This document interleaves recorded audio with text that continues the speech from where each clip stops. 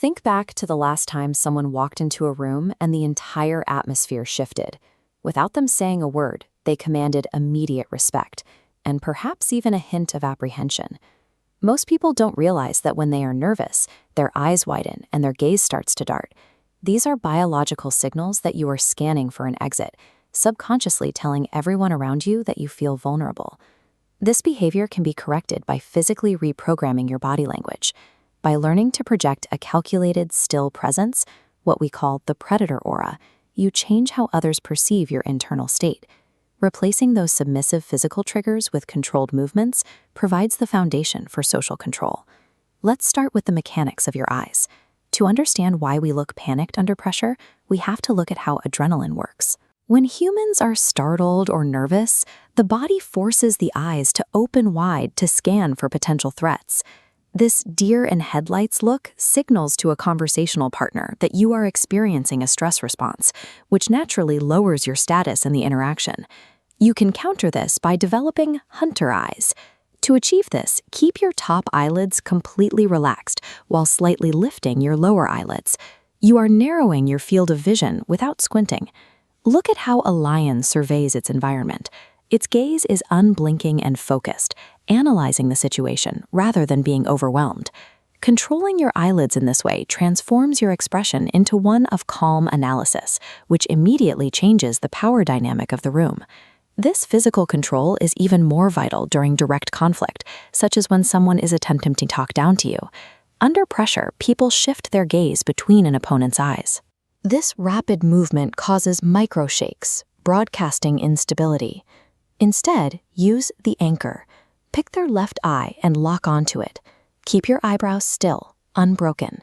Because your opponent expects a reactive, nervous response, your absolute stillness creates a psychological vacuum that they will feel pressured to fill, often by breaking their own gaze first. If you must look away during a conversation, look to the side or look up. Looking down is a biological trigger for submission. By avoiding that downward break, you ensure you don't signal that you are a follower. True presence isn't about being the loudest person or having the fastest response. When you are provoked, your instinct is to snap back immediately. Doing so actually gives the aggressor control over the pace of the interaction. You can break this cycle by applying a hard mental stop. When something negative or provocative happens, respond with absolute silence.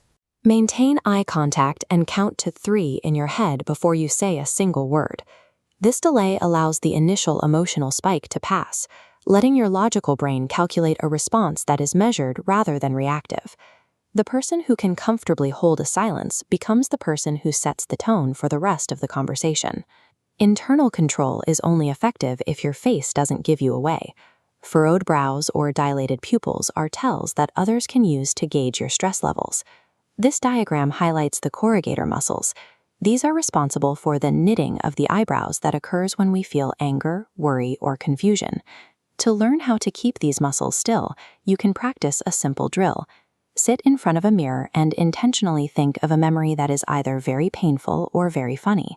As the emotion rises, force your facial muscles to remain completely paralyzed. You are training yourself to ignore the urge to react. The goal is to develop a face that remains calm and unreadable, even when there is a significant emotional surge happening internally. When others cannot find the physical signs of your emotional state, they lose the ability to predict your reactions, leading to default respect. Mastering your eyelids, locking your gaze, wielding silence, and stabilizing your facial muscles creates a cohesive change in how you are perceived. By identifying and correcting the physical signs of vulnerability, you become the master of your own social environment. Which of these techniques are you going to practice first? Let me know in the comments below. If you found this walkthrough helpful, please leave a like and subscribe for more strategies on dark psychology and confidence. You have now built the foundations of an unreadable presence, one that commands respect before you ever speak a word.